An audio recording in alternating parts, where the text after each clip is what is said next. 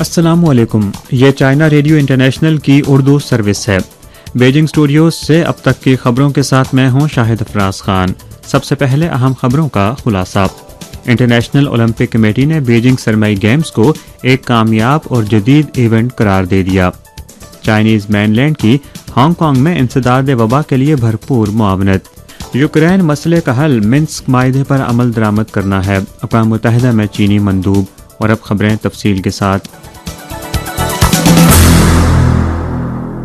18 تاریخ کو چین کے صدر شی جن پنگ نے اپنے برازیلین ہم منصب جیئر بولسونارو کے نام ایک تعزیتی پیغام میں برازیل میں طوفانی بارشوں کے باعث بھاری جانی اور نقصان پر دکھ کا اظہار کیا۔ جناب شی نے کہا کہ انہیں برازیل کی ریاست ریو ڈی جنیرو میں شدید بارشوں کے باعث بھاری جانی اور مالی نقصان کے بارے میں جان کر صدمہ پہنچا ہے۔ چینی صدر نے متاثرین کے لواحقین سے گہری تعزیت اور زخمیوں کی جلد صحت یابی کے لیے نیک تمنائیں ظاہر کی۔ انٹرنیشنل اولمپک کمیٹی کے صدر تھامس باخ نے 18 تاریخ کو میڈیا بریفنگ میں بیجنگ سرمائی گیمز کو کامیاب قرار دیتے ہوئے کہا کہ کھلاڑی بہت خوش اور مطمئن ہیں۔ ایتھلیٹس نے وینیوز، اولمپک ولیج اور متعلقہ خدمات کو سراہا ہے اور کلوز لوپ میں وبا کی روک تھام کے اقدامات پر بھی اطمینان ظاہر کیا ہے۔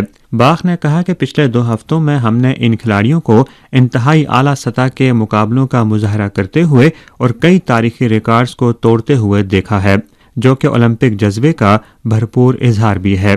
انہوں نے مزید کہا کہ ہر ایک نے جوش، گرم جوشی اور دوستی محسوس کی اور چین میں 300 ملین لوگوں کی برفانی کھیلوں میں شرکت اور دلچسپی اسی جوش کا عملی مظہر ہے۔ باخ نے انسداد وبا کے لیے بیجنگ سرمائی اولمپکس کے کلوز لوپ مینجمنٹ کو انتہائی کامیاب قرار دیتے ہوئے کہا کہ یہ دنیا کے محفوظ ترین مقامات میں سے ایک ہے۔ انہوں نے اس بات پر زور دیا کہ بیجنگ سرمائی اولمپکس نے دنیا کو بتایا ہے کہ اتحاد کی صورت میں ہی ایسی شاندار کامیابیوں کا حصول ممکن ہے۔ باخ نے مزید کہا کہ سرمائی اولمپکس کے دوران مختلف ٹیکنالوجیز یکے بعد دیگرے سامنے آئی ہیں، بالخصوص چائنا میڈیا گروپ کی جانب سے استعمال کی جانے والی مختلف جدید ٹیکنالوجیز نے انہیں حیران کر دیا ہے۔ 17 فروری کو چین کے شمال مشرقی صوبے جیلین کی جیلین یونیورسٹی کی جانب سے چین میں برف کی اقتصادی ترقی کی انڈیکس رپورٹ جاری کی گئی۔ اس رپورٹ میں چین میں برف کی معیشت کی موجودہ صورتحال کا جائزہ لیتے ہوئے تخمینہ لگایا گیا کہ بیجنگ سرمائی اولمپکس کے مثبت اثرات کے باعث 2022 میں چین میں برف کی معیشت میں تیزی سے اضافہ ہوگا۔ مذکورہ رپورٹ چین میں برف کی معیشت کے ترقیاتی انڈیکس کے حوالے سے پہلی جامع رپورٹ ہے، جس میں آئس اینڈ سنو سپورٹ، ساز و سامان، سیر و سیاحت، ثقافت اور دوسری متعلقہ صنعتوں کا جائزہ لیا گیا ہے۔ رپورٹ کے مطابق بیجنگ نے 2015 میں سرمائی اولمپکس کی میزبانی حاصل کی تھی، جس کے بعد 2021 میں چین میں برف کی معیشت 2016 سے 2 گنا ہو چکی تھی۔ رپورٹ میں یہ بھی نشاندہی کی گئی ہے کہ اس وقت برف کی صنعت میں ترقی کا عدم توازن موجود ہے، خاص طور پر برف سے متعلق ساز و سامان کی تیاری کی صنعت نسبتاً کمزور ہے۔ ہانگ کانگ کے انسداد وبا کی معاونت کے لیے چائنیز مین لینڈ کے 4 وبائی امراض کے ماہرین نے 18 تاریخ کو ہانگ کانگ خصوصی انتظام علاقے کے متعلقہ حکام کے ساتھ وبا کی روک تھام سے متعلق پہلی ملاقات کی۔ ہانگ کانگ خصوصی انتظامی علاقے کی حکومت کے فوڈ اینڈ ہیلتھ بیورو کے ڈائریکٹر چن چاؤشی سمیت سرکاری حکام نے ماہرین کی آمد کا خیر مقدم کیا اور ہانگ کانگ میں وبا کی 5ویں لہر کی موجودہ صورتحال اور انسداد وبا کے بارے میں آگاہ کیا۔ بعد ازاں ماہرین نے مین لینڈ میں اومیکرون کی روک تھام اور کنٹرول کے بارے میں اپنا تجربہ شیئر کیا۔ اس دوران فریقین نے ہانگ کانگ میں وبا کی تازہ ترین صورتحال، انفارمیشن سسٹم اور معلومات کے بہاؤ جیسے موضوعات پر بھی تبادلہ خیال کیا۔ اس سے قبل 17 تاریخ کو چائنیز مین لینڈ کی جانب سے فراہم کردہ 2 موبائل نیوکلک ایسڈ ٹیسٹنگ گاڑیاں بھی ہانگ کانگ پہنچ چکی ہیں۔ امریکی جریدے نیوز ویک نے 14 تاریخ کو ایک رپورٹ شائع کی، جس میں کہا گیا ہے کہ امریکی اثر و رسوخ میں کمی کے باعث چین، مشرق وسطیٰ اور افریقہ اپنے تعلقات مضبوط کر رہے ہیں۔ یوریشین گروپ فاؤنڈیشن کی ایک رپورٹ کے مطابق 2019 تا 2021 کے سروے نتائج کے مطابق دنیا میں امریکی اثر کو انتہائی مثبت سمجھنے والے افراد میں 20% کمی واقع ہوئی ہے۔ یہ کمی مشرق وسطیٰ اور افریقہ میں انتہائی نمایاں ہے۔ پچھلی دہائی کے دوران ان خطوں میں امریکہ کی حمایت میں تیزی سے کمی آئی ہے، جبکہ چین کی جانب سے سرمایہ کاری میں اضافہ ہوا ہے۔ مشرق وسطی میں بھی نتائج ایسے ہی رجحانات ظاہر کرتے ہیں۔ خطے میں امریکہ کے بارے میں منفی نظریات رکھنے والوں کا تناسب تیزی سے بڑھ چکا ہے، جس کی بڑی وجہ افغانستان جیسے مقامات پر امریکی مداخلت پسندانہ پالیسیاں ہیں، اور لوگ امریکی خارجہ پالیسی کو منافقانہ رویوں سے تعبیر کرتے ہیں۔ بلوم برگ کی 17 فروری کو جاری کردہ رپورٹ میں بیان کیا گیا ہے کہ society for worldwide interbank financial communications کے تازہ ترین اعداد و شمار کے مطابق RMB کے ذریعے عالمی ادائیگی میں تیزی سے اضافہ ہو رہا ہے۔ عالمی تجارت میں RMB کے استعمال کا تناسب 3.2% تک پہنچ چکا ہے، جس نے 2015 کے بلند ترین ریکارڈ کو توڑ دیا ہے۔ اطلاعات کے مطابق RMB کے استعمال میں اضافے کے کئی اہم اسباب ہیں۔ مثلاً گزشتہ 3 ماہ میں متعدد غیر ملکی فنڈز نے چین کے سرکاری بانڈز کے حصص کو بڑھا دیا ہے، اور کچھ غیر ملکی صنعتی اور کاروباری ادارے چین کے ساتھ کاروباری ادائیگیاں RMB میں کر رہے ہیں۔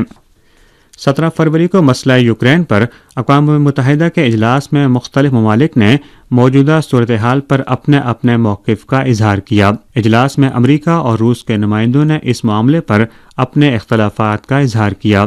اقوام متحدہ کی نائب سیکرٹری جنرل برائے امور سیاسیات و تحفظ امن روز میری ڈی کارلو نے کہا کہ اس وقت یوکرین اور اس کے گردنواح کے علاقے 2014 کے بعد سے اب تک سامنے آنے والی سب سے سنگین صورتحال کا سامنا کر رہے ہیں۔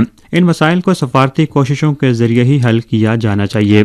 امریکی وزیر خارجہ اینٹونی بلنکن نے یوکرین کی سرحد پر روسی افواج کی تعیناتی کے بارے میں بیان کیا اور متعلقہ امور پر مذاکرات کے لیے روسی ہم منصب سے ملاقات کے ارادے کا اعلان کیا۔ روسی نائب وزیر خارجہ سرگئی ورشین نے اپنے خطاب میں کہا کہ مغربی ممالک کے روس پر الزامات عائد کرنے سے ان کی حقائق سے نظر چرانے کی سوچ عیاں ہوتی ہے۔ انہوں نے کہا کہ نئے منسک معاہدے پر اتفاق کے بعد مغربی ممالک اس معاہدے کو یوکرین کے لیے نقصان دہ قرار دینے کے بارے میں تسلسل کے ساتھ بیانات دے رہے ہیں۔ ان کا کہنا تھا کہ یوکرین نے مکمل طور پر اس معاہدے کا نفاذ بھی نہیں کیا اور مشرقی یوکرین کے عوام انسانی فلاح کے مسائل کا زیادہ شکار ہیں۔ ادھر 17 فروری کو روسی وزارت خارجہ کے ترجمان ماریا زخاوا نے اپنے بیان میں کہا کہ روس نے ماسکو میں متعین نائب امریکی سفیر بارگومین کو ملک چھوڑنے کا حکم دیا ہے۔ یہ حکم امریکہ میں متعین روسی منسٹر کونسلر کی نامناسب بے دخلی کے جواب میں دیا گیا ہے۔ 17 فروری کو مسئلہ یوکرین پر اقوام متحدہ کی سلامتی کونسل کا اجلاس منعقد ہوا۔ اقوام متحدہ میں مستقل چینی مندوب چانگ جون نے اجلاس میں یوکرین کی موجودہ صورتحال پر چین کا موقف بیان کرتے ہوئے اس بات پر زور دیا کہ مسئلہ یوکرین کا حل منسک معاہدے پر عمل درآمد کرنا ہے۔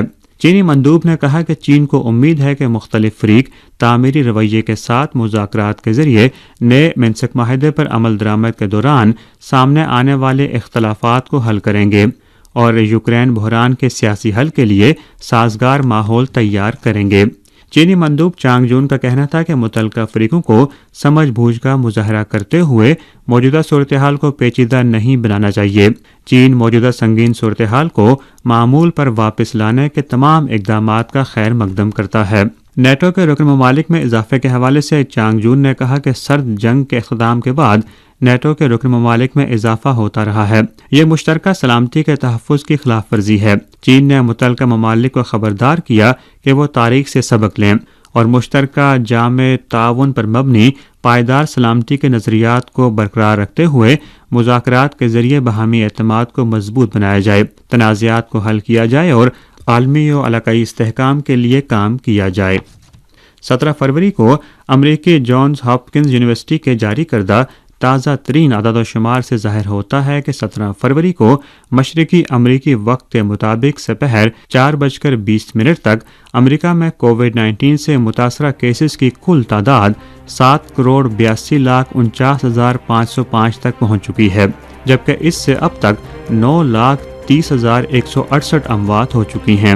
ادھر اسی روز امریکی اٹلانٹک منتھلی کی رپورٹ کے مطابق اس سال اب تک امریکہ میں کووڈ-19 سے ہونے والی اموات میں سے 3/4 65 سال اور اس سے زائد عمر کے افراد تھے۔